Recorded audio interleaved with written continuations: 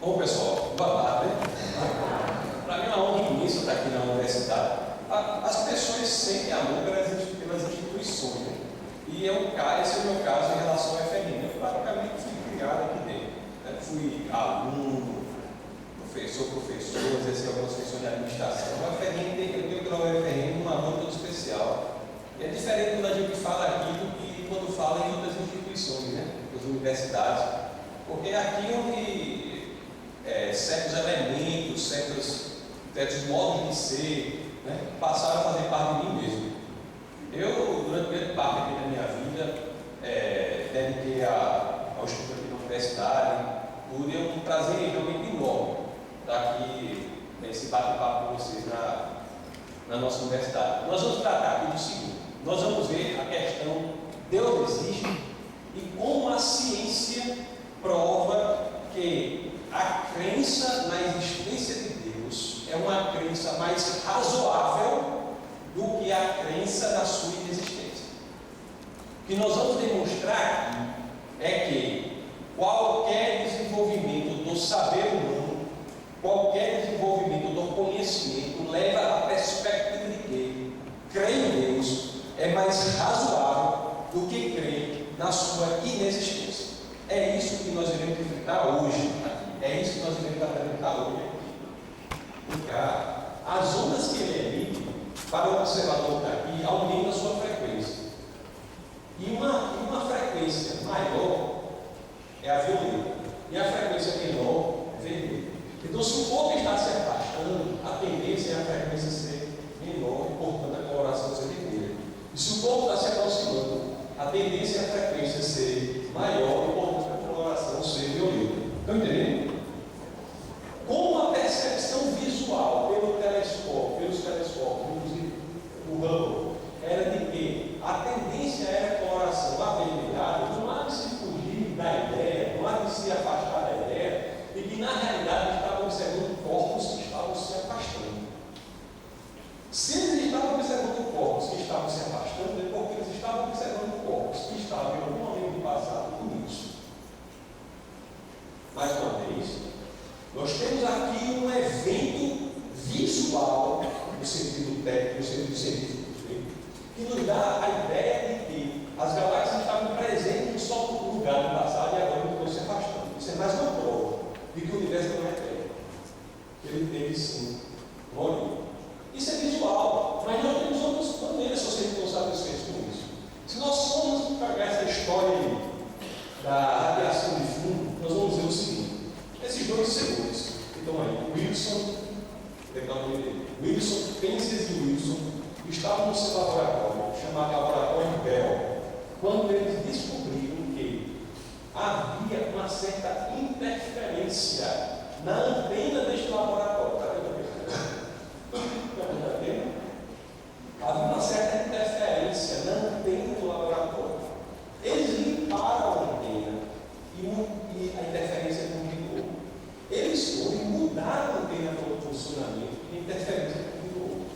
Aí eles viram, essa interferência não é na realidade uma interferência, é uma percepção que nós temos, que nós estamos captando uma radiação. Não há uma interferência na antena, mas a antena está captando uma radiação. Quando eles foram analisar a radiação, simplesmente eles viram que essa radiação tinha exatamente o mesmo padrão de comprimento de onda esperado para a luz e calor que foram produzidos com a grande explosão. Nós não estamos falando aqui de qualquer pessoa. Nós não estamos falando aqui de cientistas iniciais do mundo. Nós estamos falando de pessoas que ganharam o maior reconhecimento que a humanidade pode dar a alguém por ter feito um descoberta científica, que é o prêmio Nobel.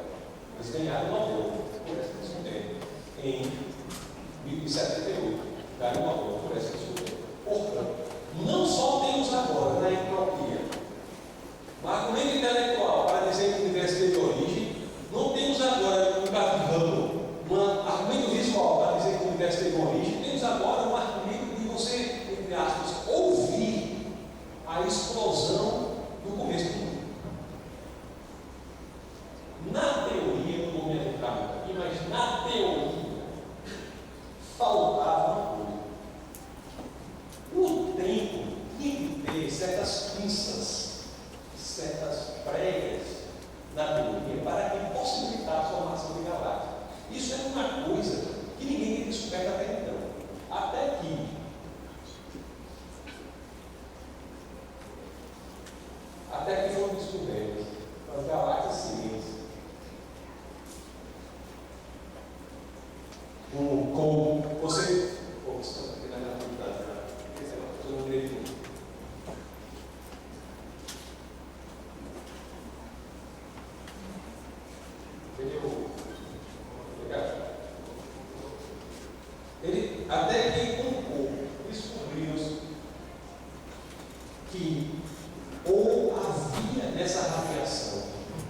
uma espécie de pinça que a teoria exigia como necessária para que houvesse criação de galáxias.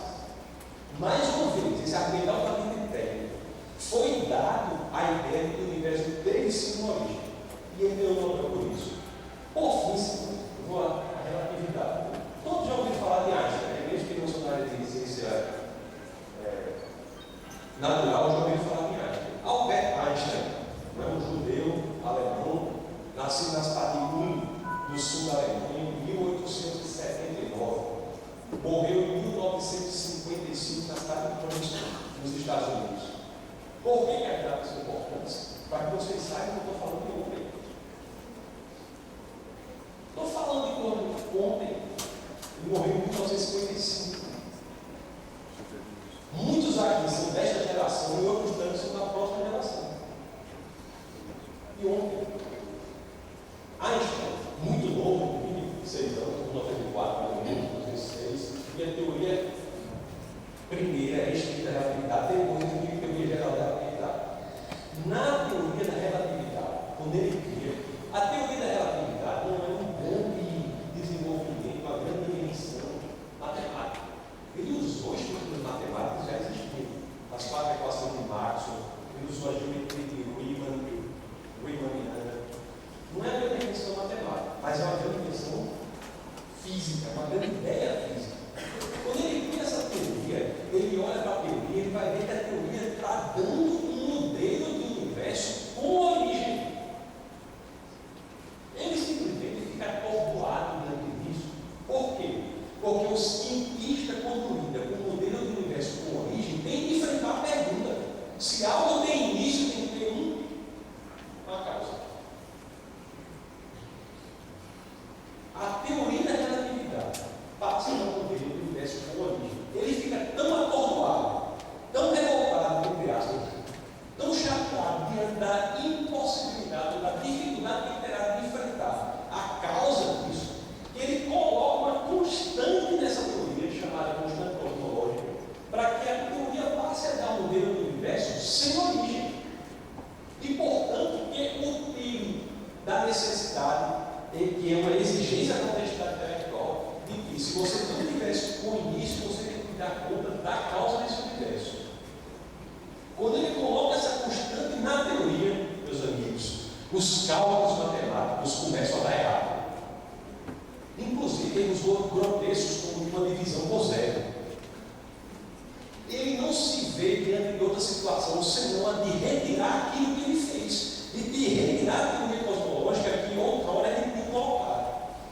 E o universo passa, então, de acordo com a teoria da relatividade, a ser um universo com origem. Futuramente, Albert Einstein ele passa a chamar aquela que ele fala de ter colocado a constante cosmológica na teoria como o maior erro da vida dele. Senhores, o que nós temos aqui é o seguinte: nós temos aqui 5 eventos científicos: a segunda lei da termodinâmica, ou entropia, o universo de expansão, a radiação de fundo, a descoberta de galáxias cinéticas e a teoria da relatividade, que demonstram que o universo teve sim uma origem. E, portanto, colocam a ciência numa dificuldade que é de responder quem deu causa àquilo que agora teve início, que é o universo. Se o universo fosse eterno, essa pergunta não seria necessária. Então, não é para a existência de Deus que não tem origem. A física, realmente, e a ciência de modo geral, ficou muito preocupada com isso. Tanto que pesquisas recentes foram no sentido de ainda abordar essa questão. Para você ter uma ideia, Einstein tem um telescópio, tem aquela foto dele. Para vocês terem uma ideia, no ano passado, 2011, um grupo de cientistas foi estudar, se debruçou sobre essa mesma questão. Afinal, o universo está ou não em expansão? Porque se está em expansão, o problema de dar uma explicação sobre a causa do universo persiste. E você tem que dar uma resposta para isso. A descoberta desses cientistas nos levou ao prêmio Nobel. Metade foi dada para esse cientista de cima e metade foi dada para Grace, que é esse de baixo. E eles descobriram o seguinte: não só descobriram que o universo estava em expansão, mas descobriram algo inovador, que estava em expansão de forma acelerada. Até hoje, a ciência não sabe quem está pisando no acelerador.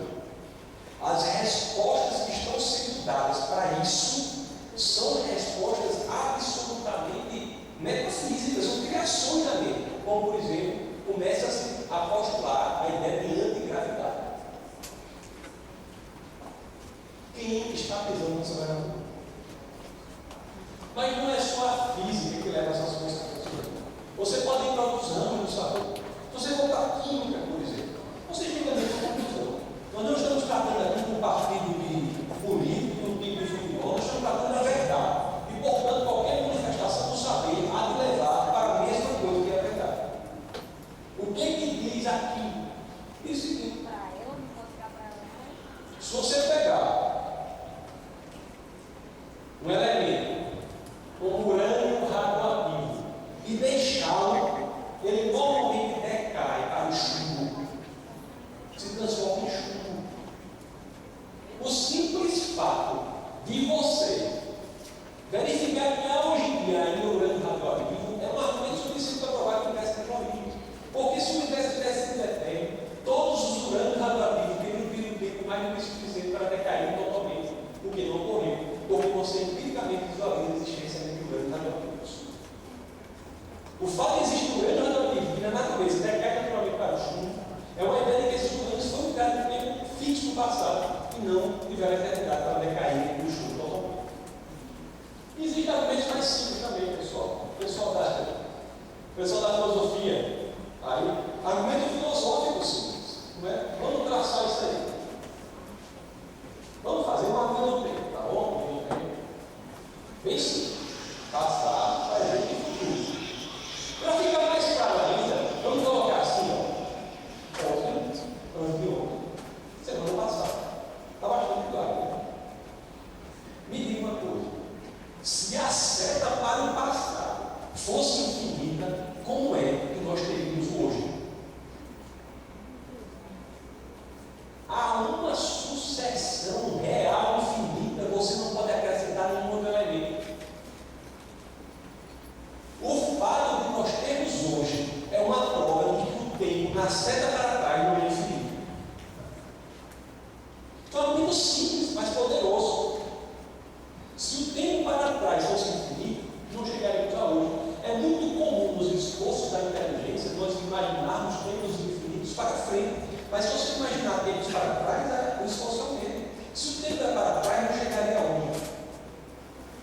Portanto, Senhor, se o passado fosse infinito, hoje nunca teria chegado.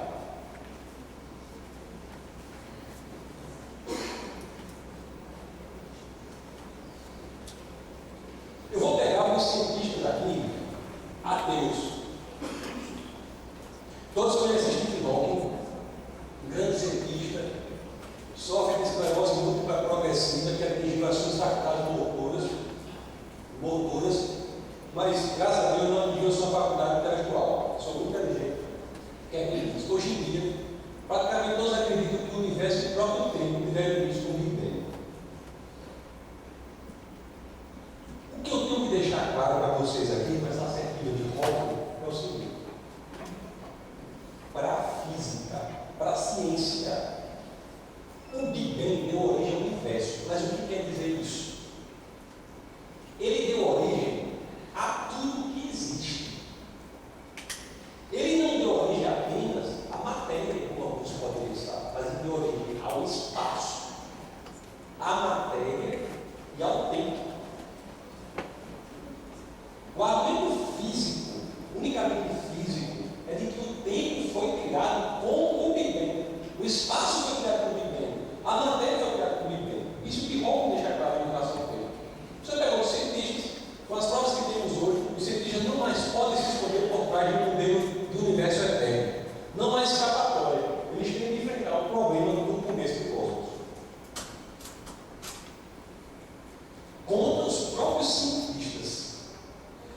ciência se rebelou e demonstrou que o universo teve sim uma origem.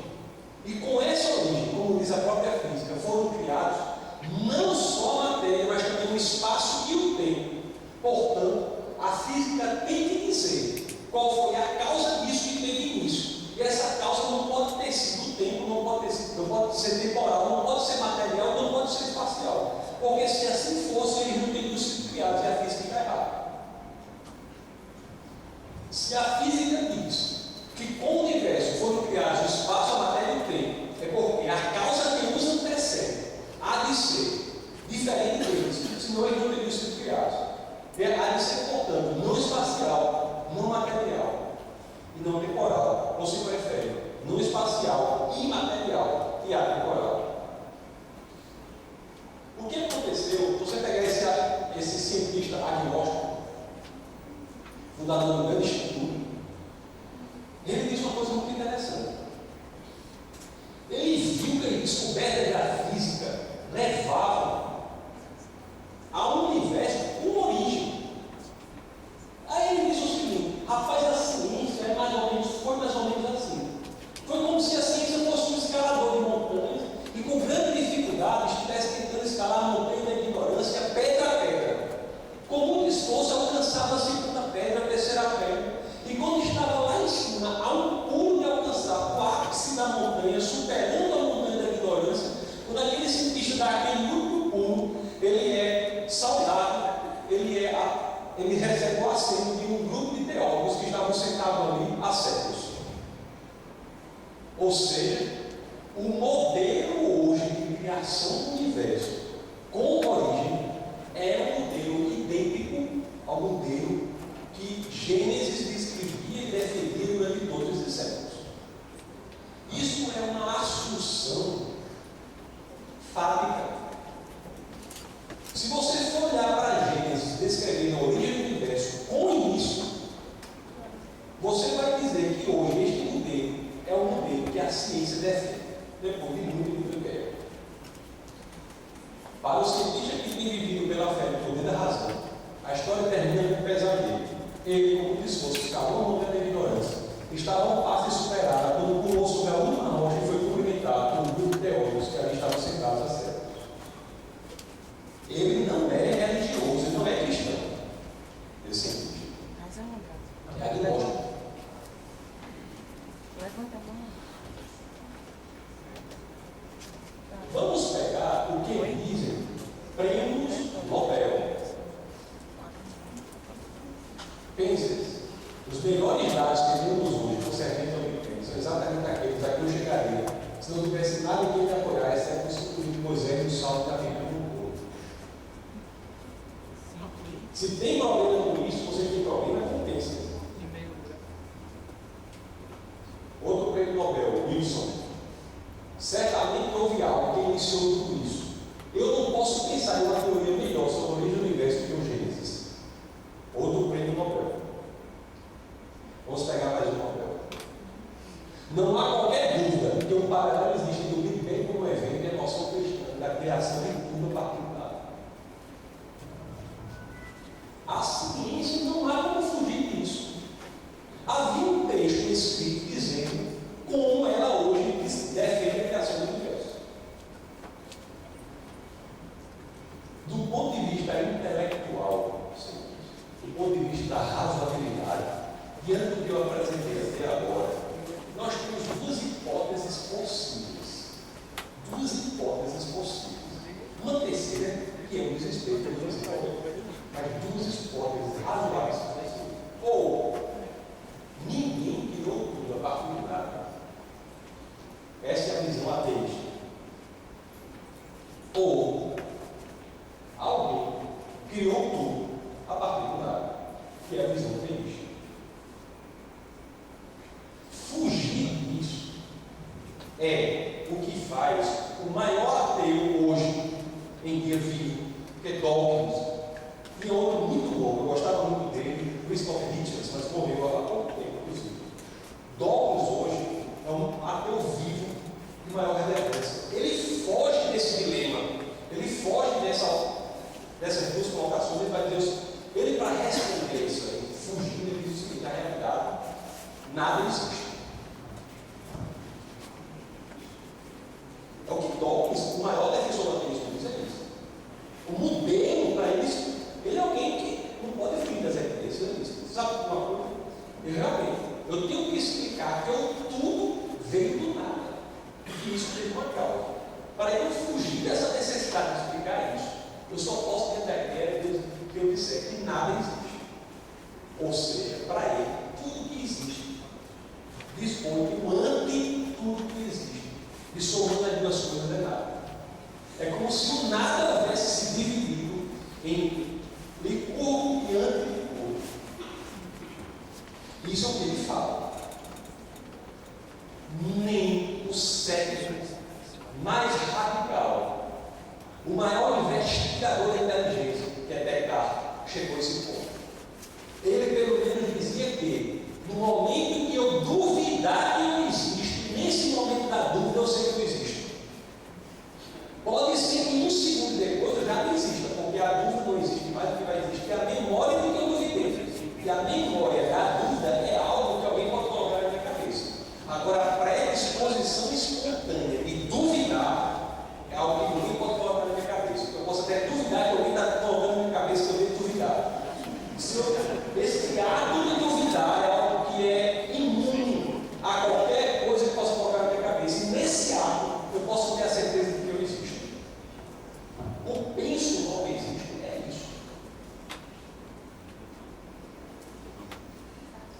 Nem o cérebro mais radical da história da filosofia chegou a tamanha absurdidade de dizer que nada existe para poder fugir desse problema. Se pelo menos eu existo durante um segundo, que é quando eu duvido, eu estou duvidando agora que existe, eu garanto a vocês que eu existo, agora que eu estou duvidando, então nós estamos diante desse problema. Outro problema é o seguinte, senhores: se ninguém ou nada criou tudo a partir do nada, tem que me dizer o porquê que algo existe no lugar de nada. É muito mais razoável nada existir se nada criou do que algo existir sem criador. Portanto, por conclusão lógica, a hipótese mais razoável é que alguém criou tudo a partir do nada. É claro que eu não estou dizendo aqui neste momento que esse alguém é o Deus cristão. Mas eu não estou dizendo isso não. O que a racionalidade, a razoabilidade diz nesse momento é o seguinte: que houve uma causa para este universo. E que essa causa tem que características, pelo menos até agora, não espacialidade, portanto infinito, imaterialidade e atemporalidade. Se não há Deus, por que existe algo no lugar do nada? Se não há alguém que criou tudo, por que não existe nada no lugar de algo? Sua pergunta irrespondível. Se você quer tirar o Criador, tire a criação. Não há como manter a criação sem o Criador, porque tudo o que teve um início teve uma causa.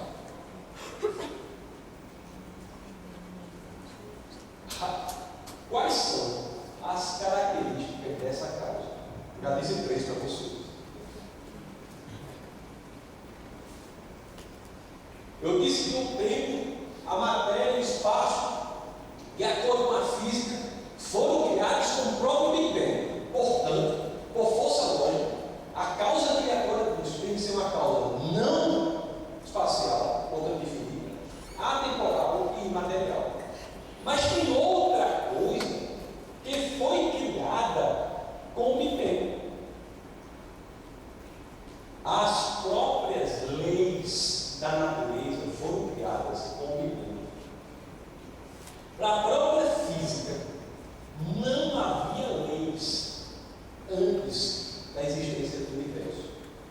As leis são corolários, consequência da existência do universo.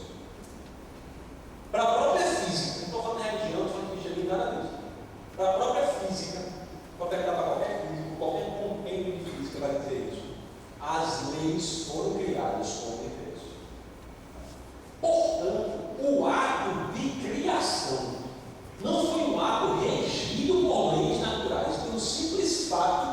que elas não haviam.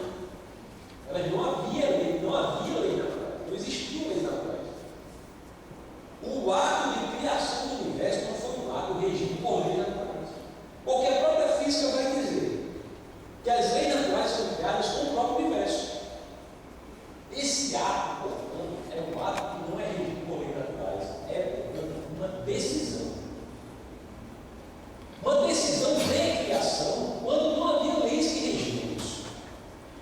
E a característica pessoal que identifica elementos pessoais é a capacidade de tomar decisões. Essa causa criadora do universo, por não estar submetida a leis naturais, porque a própria física diz que leis naturais são criadas no universo, é uma causa que criou o universo fora de leis, é uma causa que tomou uma decisão importante. Como a decisão é uma das características mais importantes para determinar o elemento pessoal, é uma causa pessoal. Outra característica que nós podemos atribuir a essa causa pela nossa racionalidade. Criar um tudo a partir do nada é pouca coisa. A gente não consegue às vezes criar nada a partir do tudo. Você imagine criar tudo a partir do nada. Eu sempre digo que não foi assim. Não foi alguém que fez um cuscuz a partir do vitamino, não. O vitamino não existia. E a física é isso. A física diz que ele criou o vitamino a partir do nada. A causa do vitamino. Então essa causa, criadora de tudo que existe, por força da razoabilidade, é uma causa extremamente poderosa. Essas três características é do espacial, imaterial e atemporal. Extremamente poderosa. E tomou a decisão, é uma causa pessoal. São características que descrevem a causa criadora do universo, pela razoabilidade. Vamos adiante. Eu mostro sempre aqui, não vou fazer agora, que o texto bíblico ele traz algumas informações, elementos que dizem respeito ao fato de que o tempo foi criado. Eu não vou me deter aqui, porque eu quero falar mais de ciência. Mas para quem quiser notar, 1 Coríntios 2,7 diz: antes do princípio das eras. 2 Timóteo diz: antes do tempo dos séculos.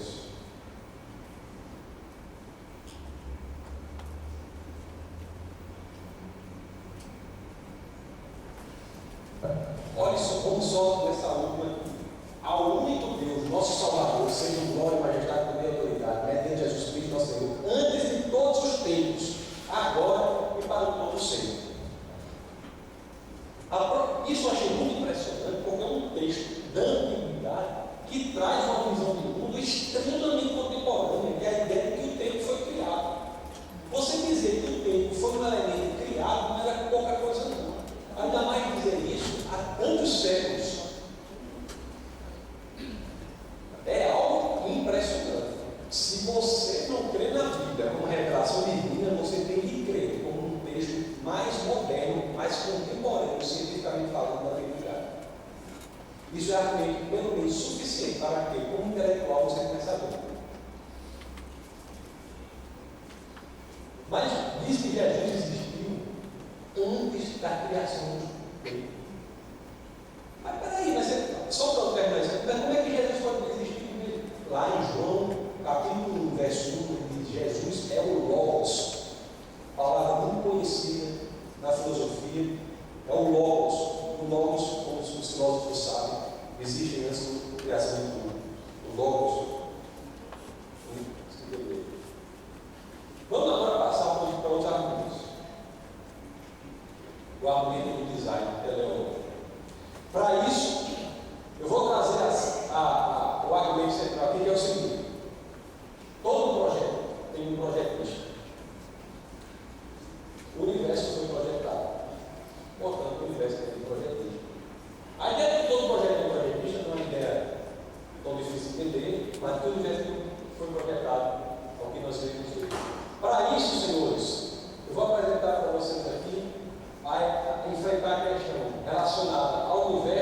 a vida. Vamos continuar com o universo, eu já estava falando dele mesmo, vamos continuar com o universo. Eu vou pedir para vocês que nessa parte da minha apresentação, vocês levem em consideração algo que vocês automaticamente já fazem. Que é o seguinte: são as reações que normalmente vocês têm. Se você estiver andando dentro da floresta, na floresta, e se deparar com esse relógio, você pensará que ele foi feito pelas vezes atrás? Não. Pode ser a floresta mais distante que você vai imaginar. Que toda a ciência do meu vida nunca foi habitada por mundo. Você viu um relógio desse, você vai pensar que ele foi feito por um relógio dele. Isso é o que você vai pensar, vamos ser honestos. Essa afirmação, embora simples, é extremamente importante. Por trás, todo relógio implica existir um relógio dele. Todo sistema complexo que traz mensagem e informação, automaticamente nós atribuímos a ele uma inteligência de coisa. Nós não atribuímos ao sistema complexo informativo ou informação codificada, nós não atribuímos a ele nunca nenhuma situação que ele foi feito pelo acaso pela lei natural. Vamos abordar isso aí. O universo é extremamente sintonizado. Se você vê a sintonia do universo para que a vida exista, você vai achar a inteligência necessária para ter criado aquele relógio com uma brincadeira de criança. Existem 122 sintonias perfeitas conhecidas. Eu não estou falando de outras que ainda não conhecemos, mas conhecidas. Existem 122 sintonias perfeitas que chamamos de constantes antrópicas, que formam o princípio antrópico, que, se alteradas minimamente, a vida não seria possível. Para você ter uma ideia, nível de oxigênio, transparência atmosférica, interação com a Lua, nível de CO2 e gravidade, só um exemplo dela. Se o oxigênio fosse maior da Terra, haveria combustão espontânea. Se fosse menor, nós não respiraríamos. No que diz respeito à gravidade, para você ter uma ideia, a sintonia é tão perfeita no começo do universo como agora, e você não vê o seguinte: qual que é que diz Stephen Hawking, que é um cientista ateu. Eu só trago pessoas aqui ateu, agnóstico, por quê? Aquela história, né? Diz assim, né? Se sua mãe chegar para você e dizer assim: você é muito corajoso, isso vale alguma coisa, não vale? Mas se seu inimigo chegar para você e dizer: você é corajoso, isso vale muito mais, né? Vale muito mais. Então nós estamos pegando aqui posições de cientistas agnósticos e ateus. O que é que Hawking diz? Se a taxa de expansão do universo fosse diferente por uma parte em 1.000 milhão, trilhão, quadrilhão, se a taxa de expansão do universo fosse diferente em uma parte em 1 quadrilhão, você imagine 1 quadrilhão de bilocas.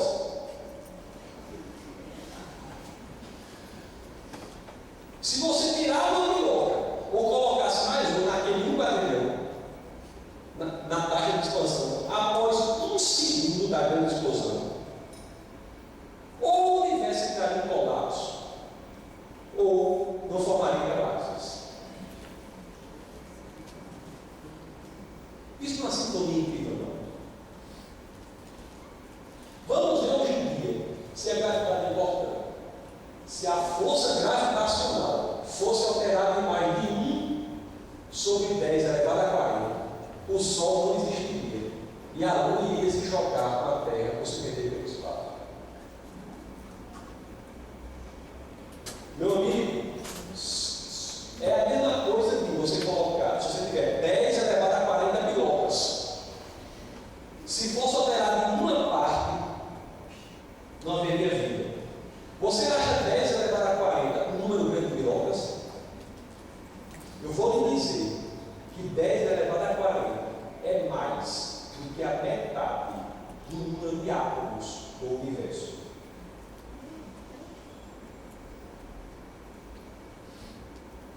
Isso sendo um ponto específico, num conjunto de 122 pontos conhecidos. Rick Ross, que não é cristão, ele calculou a probabilidade de um planeta como a Terra existir ser de 1 em 10 elevado a 138 bilocas. Quase 2 vezes o número de átomos no universo. Quem estuda probabilidade aqui, ou matemática, vai saber que existe um princípio que diz que uma probabilidade de 1 em 10 elevado a 50 é zero. Isso é dizer que a existência da Terra, pela ciência, por acaso, da forma que ela é, não só é impossível, como é quase 3 vezes impossível.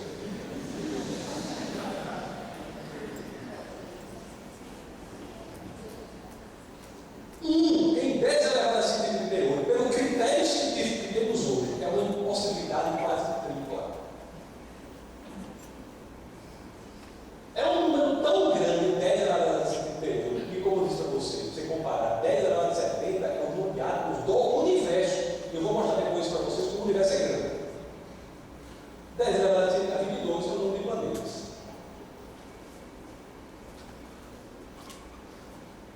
Havia uma pergunta que, quando eu era ateu, eu fui ateu a maior parte da minha vida, eu me deparava com ela constantemente. Eu cheguei a saber, eu sabia dessa coisa que eu falei até você aqui. Então eu tinha a razão que me dizia, não, Deus existe. Mas por outro lado eu dizia, se Ele é Deus, por que a gente foi criado num lugar tão desimportante no universo? Muitos ateus perguntam isso também. Eu perguntava. De fato, meus amigos, olha, quem tiver problema com depressão, eu aconselho que feche os olhos. É terrível. Olha só. Então, Sol, Mercúrio, Vênus, Terra, Marte, Júpiter, Saturno, Urano, Netuno, Plutão teve um problema de trabalho que foi rebaixado. Era a coluna cambiamento, né? Foi rebaixado. Você está vendo aí as proporções corretas? E onde é que a gente está aí? Diga aí. É depressão na certa. Como é que Deus, sendo o criador de tudo isso, colocou a gente, devia ter colocado a gente pelo menos um teclado, mas não. Colocou na piroquinha. Você não sabe a dificuldade dessa parte que eu vim de falar, quando eu falei em lugares para ele, eu disse, uma alegria interior tão grande que eu não posso falar piroca, não sabe o que é. Mas vocês não acham que a Terra é pequena? Não. Isso aí é Júpiter. Estão vendo essas manchinhas de Júpiter aqui? Essas manchas são maiores do que a Terra. Depois eu fui entender que Júpiter estava ali, não só com esse tamanho, mas na órbita específica, para servir como que um grande aspirador de pó que sai varrendo os céus para que a Terra não seja atingida. Todas essas ataques a Júpiter seriam a Terra, se ele não existisse. Mas mesmo assim, isso me deu uma alegria assim, mas não me tirou da depressão. Não é verdade? Porque a coisa foi piorando. Vou colocar os planetas assim, tá bom? Está vendo a Terra aqui, tá? Olha o Júpiter, tá vendo mais notícias maior que a Terra? Mas vai piorar, pessoal. Olha o que eu falei, não é brincadeira não. Olha o Sol.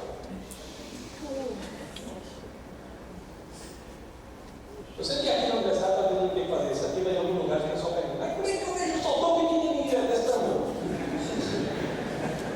É porque o Sol, porque o Sol está a 8 minutos-luz da Terra. A Terra anda a 300 mil quilômetros por segundo. A luz, quando sai do Sol, só chega aqui na Terra 8 minutos depois. É como você tirar é você tirar uma foto de um filho seu e mandar no meio do transporte que eu uso lá na minha região, na Catingueira, só bater aquela região do Paulo dos Ferros, Catingueira ali. Você tirar uma foto de um filho seu e mandar no meio do transporte que se usa lá, um parente seu lá em Salvador, o Gênio. Quando ele chegar lá, a foto do menino está com o quê? 1 ano, e o menino aqui já está com o quê? Com 2, né? É a mesma coisa. Só que o sol, a luz que traz essa foto do sol, demora 8 minutos. Quando ela chega aqui na Terra, foi 8 minutos atrás. Então o sol está muito distante, né? Por isso que é pequenininho, mas ele é bom. Vocês ainda estão satisfeitos? Não? Vamos ver. Olha o sol comparado com as estrelas. Espera aí. Se eu colocar Antares na tela do computador, o sol fica do tamanho de um pixel. Isso martelava dia e noite o recheio do meu crânio. Como é que a racionalidade nos leva a crer que Deus existe e nós somos colocados no lugar do existem, você não entende uma coisa problemática, existem 100 milhões de estrelas na nossa galáxia, só na nossa galáxia, 100 bilhões. A distância média entre as estrelas é de 50 trilhões de quilômetros. Se você, olha, se um ponto espacial que viaja a cerca de 27 mil km por hora, que é 8 km por segundo, cobriria essa distância em 201.450 anos. Se você tivesse saído do Sol, como é que é o pessoal fala aqui, vamos usar o circular, só que fosse um circular espacial. Se você tivesse saído do Sol, no circular espacial, 27 km por segundo, por hora, 8 km por segundo, na época de Cristo, em direção à estrela que tivesse a distância média, você não podia percorrer nem 1% da distância. Hoje em dia. No universo, existe aproximadamente o mesmo número de estrelas que os de grão de areia em todas as praias da Terra. Ou seja, você deveria sair de um grão de areia a outro, não deveria andar nem 1% da distância. Meu amigo, é cruel, não? Como é que eu superei isso? Foi aí que eu entendi, eu tive um insight, né? Foi aí que eu entendi o seguinte: que grandeza real, metafísica, ontológica, não é sinônimo de grandeza espacial. Eu tive a seguinte ideia, um insight. Como é que você, ser humano, sabe de tudo isso? Nenhum outro ser vivo na Terra sabe o que está acontecendo no próximo quarteirão. Como é que nós, seres humanos, sabemos de tudo isso? Podemos determinar essas proporções, saber as distâncias. Uma criança de 2 dias de vida é mais importante do que todos os prédios dessa universidade juntos. A grandeza espacial não tem a ver com a grandeza real, com a grandeza metafísica. Alguns perguntam, então gastou muito, a questão dos custos e benefícios para Deus não foi muito boa, não, né?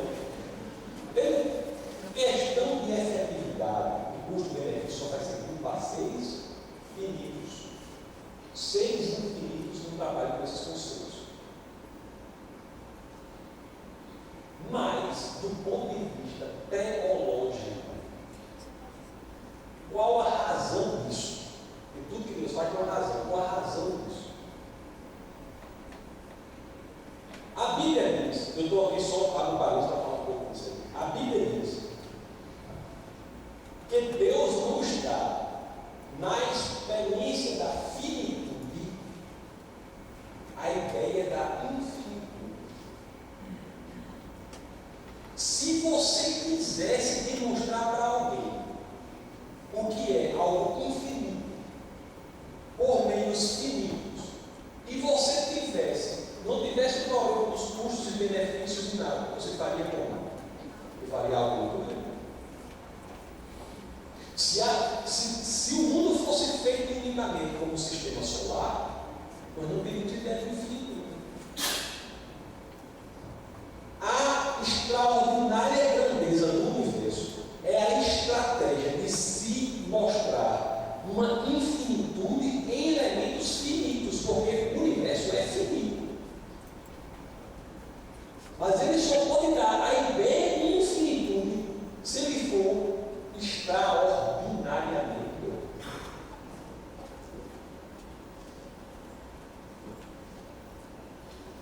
Olha só o que diz a Bíblia. Os céus declaram a glória de Deus e o firmamento anuncia as obras da sua mão, das suas mãos. Você acha que podia ser uma coisa pequenininha? Levantai ao os vossos olhos e vede quem criou essas coisas. Pois assim como o céu está elevado acima da terra, assim é grande e sua misericórdia para os que os temem. Ele estava mostrando, Senhor, é a estratégia, Senhor, de mostrar como na finitude você pode mostrar uma finitude. Mas vamos falar agora da vida. Será que a vida pode aparecer por acaso?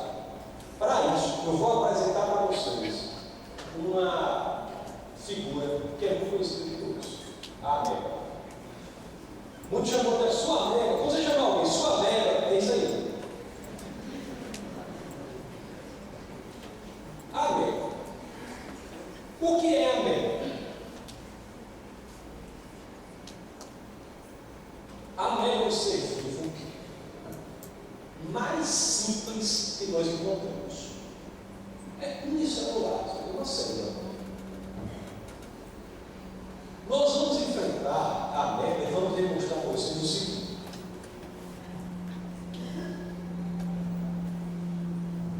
Na ficção,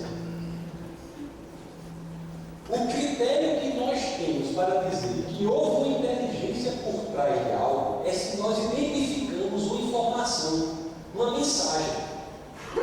Na ficção, esse filme aí, eles querem buscar uma informação, uma mensagem, e automaticamente estarão tranquilos em dizer que há uma inteligência por trás. Por exemplo, se nesse filme aí, ele descobriu alguém falando assim, tudo bom, ó, é vida inteligente. É inteligência. Não são bem naturais que formaram essa informação qualificada, não. Mas será que isso é só ficção? Não, senhor.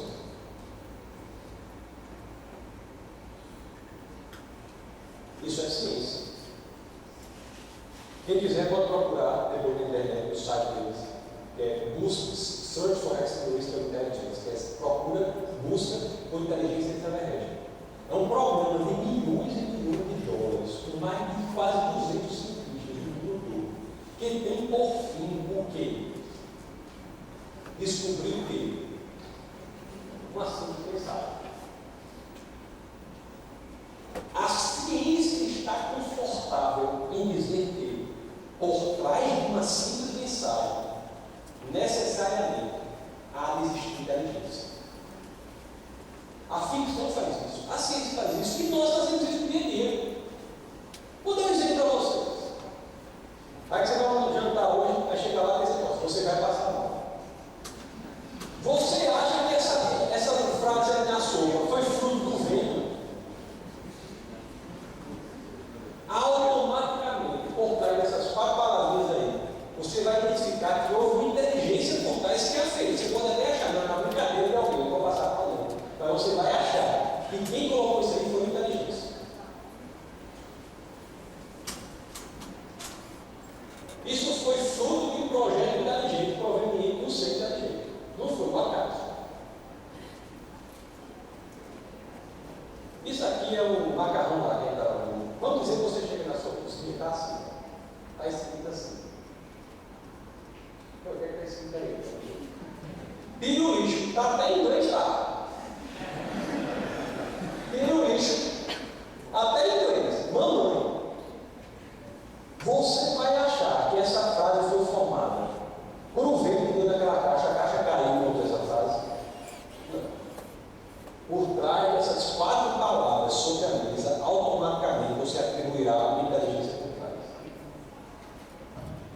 que nós, provavelmente foi de mamãe, né? O que nós temos que ver agora, senhores, é o seguinte: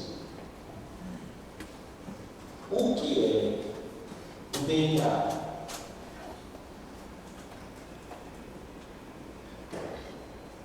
Vou entrar um pouco com a pessoa da área de saúde. O que é o DNA? Você tem aqui o DNA, é representado por esses caminhos, né?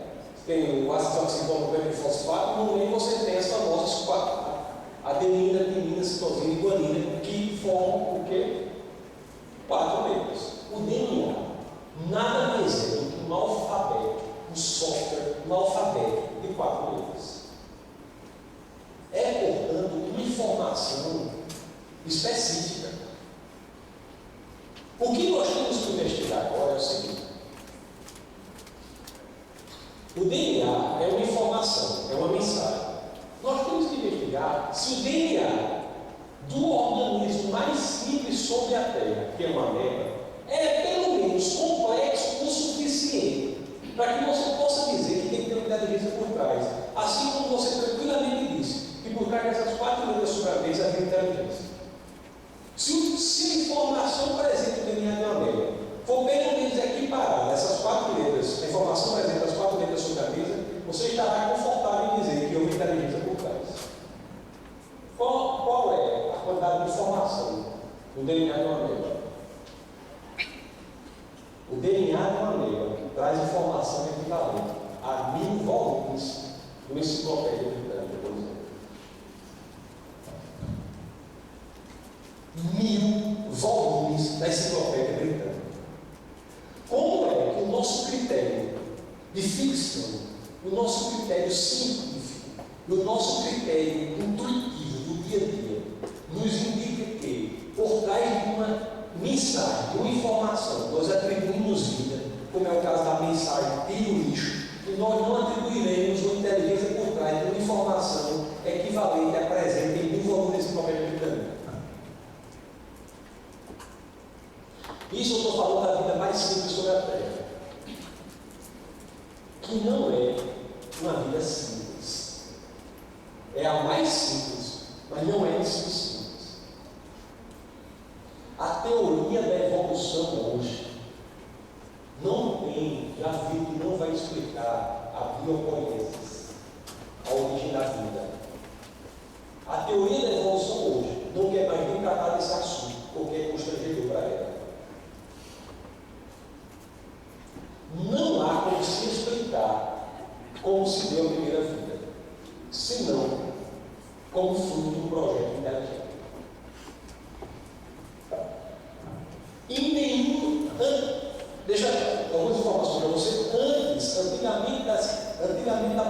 Antes da possibilidade de esterilização dos recipientes, que foi alcançado por métodos como a pasteurização do pasteur, você colocava um caldo ali e aparecia a vida. Por quê? Porque já existia vida. Depois que você conseguiu limpar o recipiente totalmente, você não consegue gerar vida espontânea em nenhuma situação. Nenhum cientista em nenhum laboratório, controlando as condições, consegue gerar vida espontânea. Mesmo que ele pegue uma ameba, num tubo, fure a ameba, aí tudo que está na vida sai ali, então ele tem todas as condições para ter vida, ele não consegue realmente gerar vida. E olhe que, se ele conseguir no futuro, ele provará o quê? Que é preciso muita inteligência para você criar a primeira vida. Hoje em dia ele não consegue. O que é o que nos alega? Que a vida na Terra veio da explosão em um outro planeta e veio na rocha. Não estou vendo nada, me não vendo. É que a vida na Terra veio da explosão da outra rocha e a vida chegou aqui. Olha, se você diz isso, o seu problema saiu da Terra e foi para o seu planeta. Como a vida surgiu do outro planeta.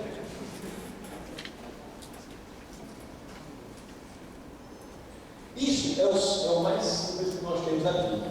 Vamos pegar o DNA de uma célula humana. O DNA de uma célula humana tem 5 milhões de páginas de informação de uma célula humana. O DNA traz informação equivalente a 5 milhões de páginas de informação. Isso equivale a 25 mil livros de 200 páginas. ser humano tem em média 100 trilhões de células.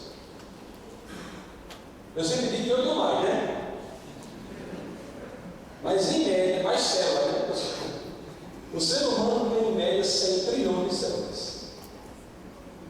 Portanto, a vida não é uma coisa muito simples, que pode ser feita pelo acaso.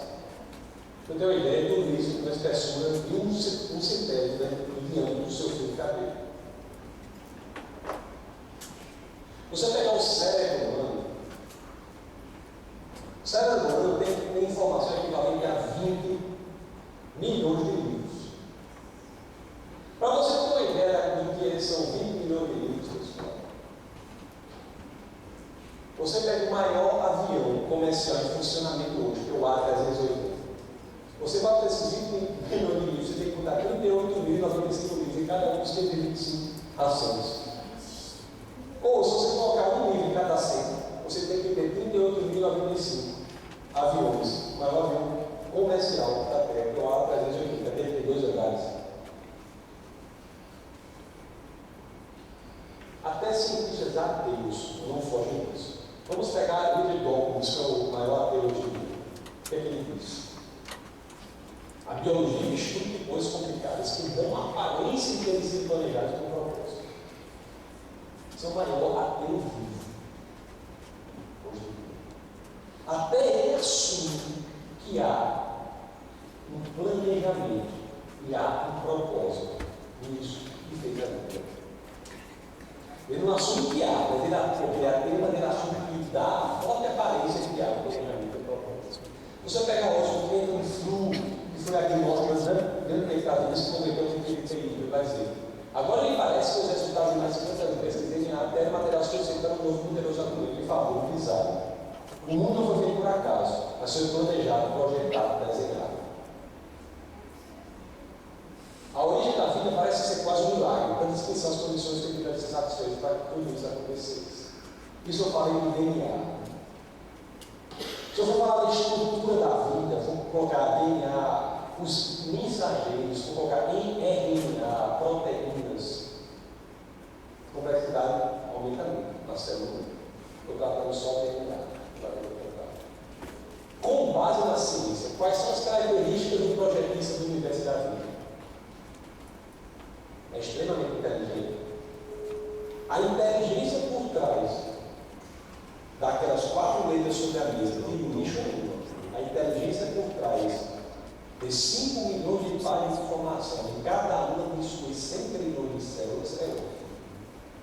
Multiplicado pelos 7 bilhões de seres humanos, quanto que já existiu, e tudo mais o que existe é outra.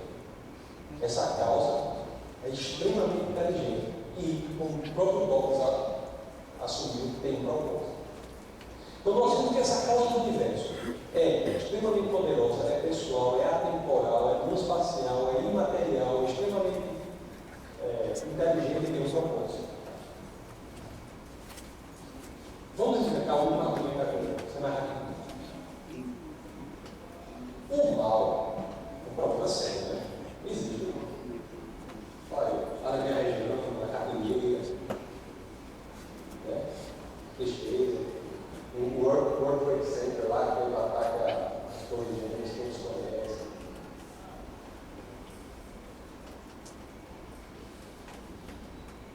As atrocidades decorrentes da Segunda Guerra Mundial, né? O Holocausto, Hitler matou 6 milhões de judeus, Stalin matou 20 milhões de compatriotas. O mal existe. Isso a gente quer negar isso, mas vamos ver como é. Toda lei, qual é o argumento que nós iremos utilizar para enfrentar essa questão? Toda lei tem um legislador. Existe uma lei moral objetiva, portanto, existe um legislador moral objetivo. Nós vamos enfrentar essa questão agora. É muito mais razoável você crer que há um legislador na lei do que uma lei existe sem legislador. A grande questão que é enfrentada na universidade, principalmente com os jovens, é a ideia de que eu tenho o meu conceito do que é justo, você tem o que é o seu. Eu tenho o meu conceito do que é bom, você tem o seu. Eu tenho o meu conceito do que é certo e eu tenho o seu. O que é passado na universidade é a ideia de relativismo moral, quando nós devemos defender que, na realidade, existe uma lei moral absoluta, existe uma lei moral objetiva. Como é que nós sabemos qual é a lei moral objetiva, pessoal? As leis morais são negadas. Desculpe, mas pelas reações do que pelas ações. Eu sempre conto a história de um professor muito interessante. Ele mandou os seus alunos fazerem um trabalho sobre essa questão. Ele disse assim: alunos, façam um trabalho argumentando se há uma lei moral absoluta ou não, se todas as leis são relativas, morais são relativas. Um dos alunos se dedicou sobremaneira para o feitio daquele trabalho. Pesquisou livros e mais livros, escreveu um texto muito bacana, defendendo a ideia de que não havia lei moral objetiva, que cada um tem o seu conceito que era justo, cada um tem o seu conceito que era certo, cada um tem o seu conceito que era ruim. Escreveu várias páginas, pessoal. E no final, encadenou aquelas capas azuis, você já ouviu falar dessas capas azuis que é bem famosa? Entregou para o professor. O professor recebeu o trabalho, analisou e deu a nota 0,2. E deu a justificativa: não gosto de capas azuis. O aluno ficou absolutamente transtornado, revoltado, com o sentimento de injustiça que acometeu todo o seu ser. Chegou para o professor e disse: eu acho isso a maior injustiça da face da terra. Aqui o professor respondeu: amigo, se você está certo no seu trabalho, você tem o seu conceito de justiça, eu tenho o meu. Ou seja, se você quer ver um relativista moral automaticamente agir, comprovando que existe a lei moral absoluta, trate-o injustamente. Nas reações, os relativistas morais são absolutos moralmente. Nas ações, não. Ele acha que ele acha que é certo. Na reação, ele exige que haja uma lei moral absoluta. Sem justiça não reconhecemos justiça. É outro argumento. Eu vou mostrar para vocês um negócio muito interessante para vocês. Alguns dizem Deus existe, alguns dizem não. Aí qual é o argumento que eles dizem? Pois existe o mal. Se existe o mal, como é que pode existir Deus? Como disse o Ravi Zacharias, se você identifica o mal, é porque você identifica o bem, a partir da qual você pode fazer a diferença no mundo. Se você identifica o bem, é porque é uma lei moral absoluta, a partir da qual você diferencia o bem do mal. Se há uma lei moral absoluta, você tem um legislador moral absoluto que fez a lei moral absoluta, que deu a possibilidade de você diferenciar o bem do mal. Mas se há um legislador moral absoluto, que é Deus, ele fez a lei moral absoluta que possibilita que você distinga o que é o bem e o mal. Portanto, a existência do mal prova a existência de Deus e não o contrário. A pergunta se auto-questiona. Eu não estou dizendo que Deus faz o mal. Eu estou dizendo que a possibilidade de você identificar o mal no mundo exige a existência de Deus. Porque você só identifica o mal se você identificar o bem. E você só é capaz de identificar o mal e o bem porque é uma lei a partir da qual você diferencia um do outro. E se há lei, é porque há um legislador que colocou aquela lei. A nossa percepção da existência do mal, na realidade, é um argumento para a existência de Deus. O mal objetivo pressupõe o bem objetivo. Este, o bem objetivo. Uma lei moral objetiva, pressupõe uma lei moral objetiva para que se distinga o bem do mal. E esta, a lei moral objetiva, pressupõe um legislador moral objetivo, que é Deus. As sombras provam o raio do sol. Eu vou trazer agora uma ideia para vocês. Quem dos dois foi melhor, uma pessoa melhor? Madre Teresa de Calcutá ou Hitler? Como é que você sabe? Você só sabe que se houver uma regra, uma medida a partir da qual você possa diferenciar isso. O padrão da medida é a natureza moral imutável. Se não houvesse uma lei moral absoluta, você não diferencia sinergia, uma ação da outra. Assim como tudo seria natural, assim como você não atribui o caráter de ser bom ou mal a uma pedra que cai, você não atribui o caráter de ser bom ou mal a nenhuma ação. C.S. Lewis, grande escritor, ateu durante muito tempo, era ateu por essa razão. Ele dizia o seguinte: como ateu, o meu argumento era que o universo parecia cruel e injusto demais. Mas de que modo eu tinha essa ideia de justo e injusto? Um homem não diz que uma lei está torta, a não ser que um homem não diz que uma lei está torta até que tenha alguma ideia do que seja uma linha reta. Com que eu estava comparando esse universo quando o chamei de injusto? Para deixar mais claro para vocês, vou fazer o seguinte: qual dos dois mapas, faz uma coisa que tem nada a ver, qual dos dois mapas é o melhor mapa da Escócia?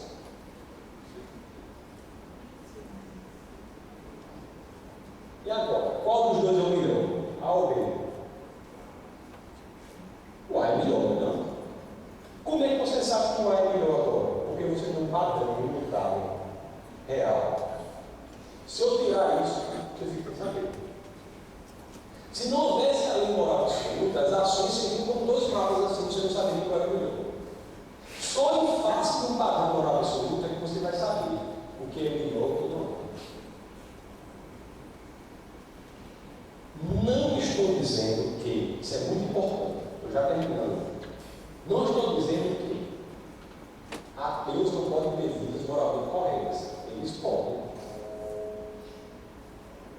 O ateu não é necessariamente uma pessoa má. Não estou dizendo isso. O ateu pode ter uma vida extremamente correta do ponto de vista moral. Por quê? Porque a lei moral objetiva também está sobre ele. Não estou dizendo que ateus não conhecem as regras da moralidade. Eles conhecem. O que eu estou dizendo é que ateus não podem justificar a moralidade. Podem teorizar sobre como sabemos que matar é errado, mas não podem ter um padrão moral objetivo para dizer por que é errado. Os ateus concordam com isso. Os que se aprofundam concordam com isso. Nietzsche, Sartre diziam que um mundo sem Deus é um mundo sem sentido. Dostoiévski, irmãos Karamazov, diz lá: se Deus está morto, tudo é permitido. Só há sentido de certo e errado, bom ou mal, na ideia de que Deus existe. Agora, se você não quer que Deus existe, você pode saber que é certo e errado, mas você não pode teorizar. Não há no sistema de crenças do ateísmo nada que diga por que uma determinada ação é errada, por que matar é errado, por que estuprar é errado, por que tratar injustamente a pessoa é errada. Não há no sistema de crenças do ateísmo, não há nada que justifique isso. Embora ele saiba que é certo e errado, porque existe a lei moral. Ele não pode justificar teoricamente essa ação. Isso traz consequências maiores? Traz. Por exemplo, tudo o que a igreja fez de errado, e fez muita coisa. Como eu vou dizer mais para frente aqui, a igreja muitas vezes não foi apenas injusta, mas às vezes foi até má. Tudo o que ela fez não encontra respaldo no sistema do cristianismo. Tudo que foi feito em nome do ateísmo não encontra nenhum nada contrário no seu sistema. Essa é a diferença. Agora, que ateus podem ser bons, eles podem. Não podem ser maus. Ou ainda, um padrão objetivo de moralidade requer a existência de Deus. Para deixar mais claro, pessoal, para que não tenhamos dúvidas, concordamos com os ateus. Alguns ateus vivem uma vida moralmente mais adequada que alguns cristãos. Verdade. Isso é verdade.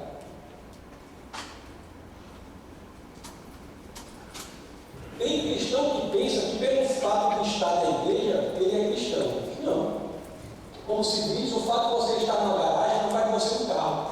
Assim como o fato de você estar na igreja não vai com você no carro. Há ateus que vivem vidas moralmente mais adequadas do que alguns cristãos. Falei, não tem problema, eles não têm o fundamento do porquê agir moralmente. Algumas pessoas da igreja concordam com os ateus. Algumas pessoas da igreja veem isso também de Cristo. A história da igreja foi um desenvolvimento moral e justo mesmo lá, correto? Foi. Bom, mas todo ato injusto e mal que a igreja cometeu não encontra respaldo em nenhum ensinamento de Cristo. Todo ato injusto cometido em nome do ateísmo, e não foram poucos, Stalin matou muito mais do que Hitler, não encontra nenhum respaldo para justificar o porquê que foi errado. Mas ateus podem ser pessoas boas e há muitos. Um que eu cito sempre, que se diz ateu, e me parece que é uma pessoa, por aquele tal Israel, né? Ele se diz ateu e pelo que eu vejo no Brasil, ele faz muitas coisas legais, né? Coisas boas e tal. Então, pode ser isso aí. Não há nada complicado, não. Estamos apenas dizendo, não faz sentido dizer que algo é moral ou imoral, justo e injusto, bom ou mal, a não ser que Deus existe. Portanto, senhores, nós estamos falando desses três argumentos para você: cosmológico, teleológico e moral. As causas, por meio desses argumentos, tiveram as seguintes características. Por meio do argumento teleológico, ela é não espacial, atemporal e material. Era extremamente poderosa, que criou tudo a partir do nada. Era pessoal. No argumento teleológico, é extremamente inteligível, tem um propósito, e na minha moralidade é perfeita moralmente. Isso aí eu não posso fugir de dizer que são exatamente as características do Deus do cristianismo bíblico, que aqui chegamos sem nem mesmo tocar na Bíblia. A própria ciência traz para a causa de tudo isso características que são exatamente as que estão na Bíblia. Ok? Ainda não há tempo, né? Vou terminar?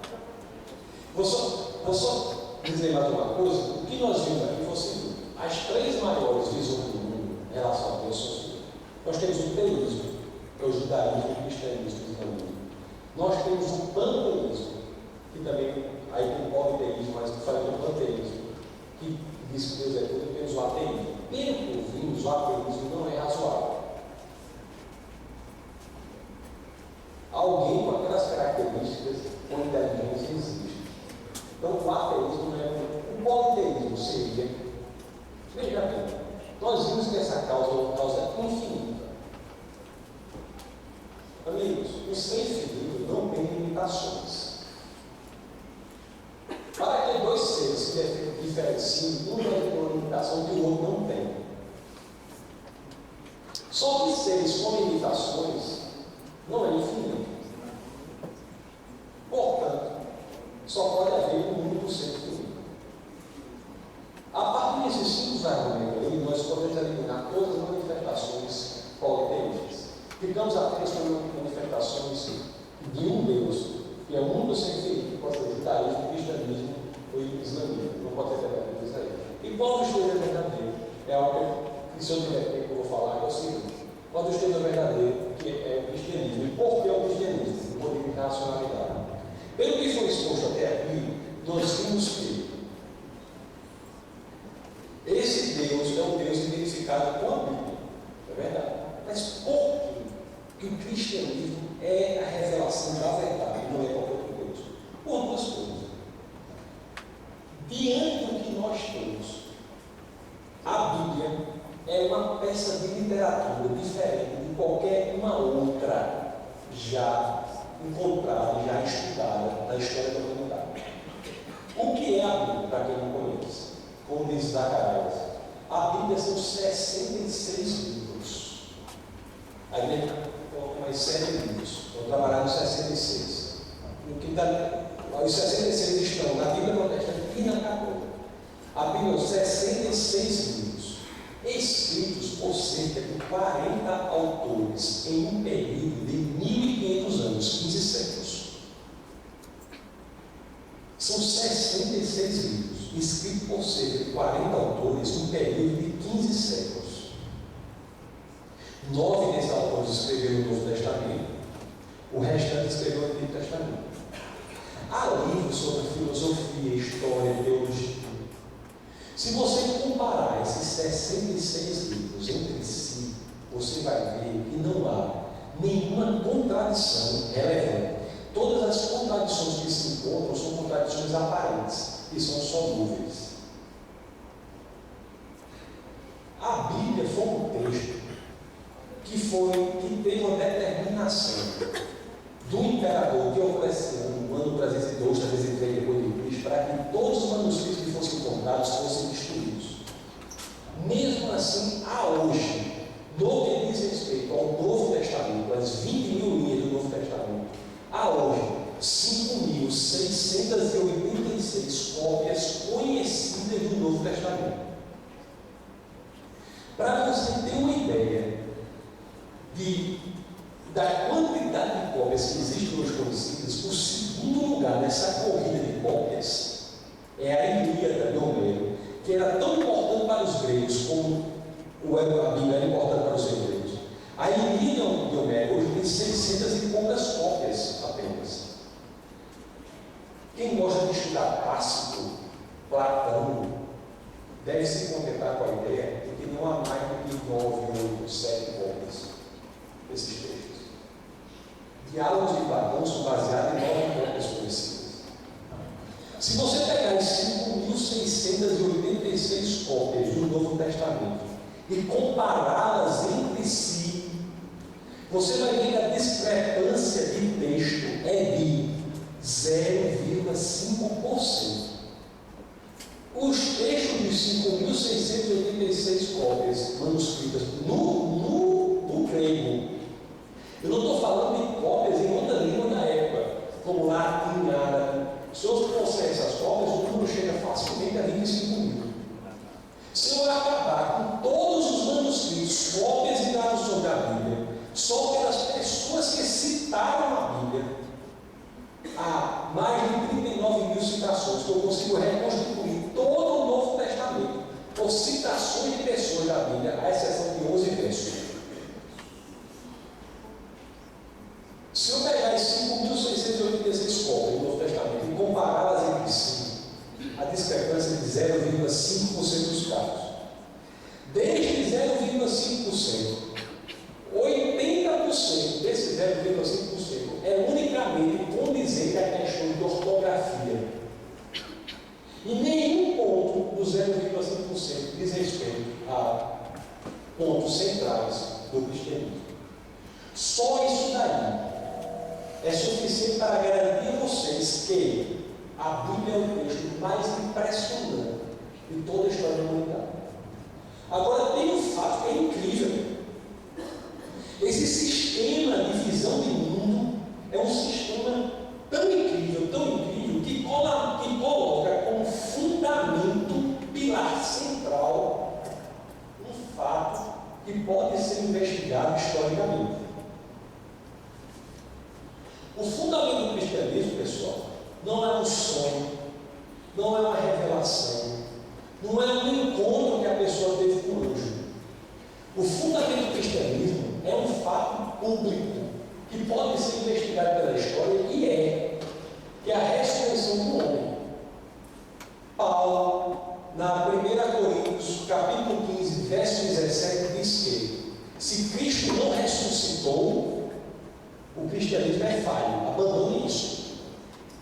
Ele está colocando toda a crença do cristianismo, tudo isso que foi construído, sobre um pilar que é investigável historicamente. E ainda é um fato que não é comum, que é a ressurreição da pessoa. Se aquela pessoa não ressuscitou, esqueça o que eu estou dizendo. É isso que ele diz. O que nós podemos dizer sobre a ressurreição daquele homem? Nós podemos dizer que é o fato mais investigado da história da humanidade. Dois com certeza. Porque se alguém quiser destruir o cristianismo, era só negar esse fato. Quem era o povo mais indicado, ou quem era o povo que não queria dizer que Cristo ressuscitou? O judeu. Hoje há muitos judeus que, pelo estudo, se convertem ao cristianismo, se tornam judeus messiânicos. Mas o judeu ortodoxo é aquele que acha que Cristo é o Messias. Ele diz que não há um só escrito judaico da época que diga que o corpo não desapareceu. que diga que o túmulo não estava vazio. O que é que eles alegam? Alegam que os seus discípulos haviam subtraído o corpo.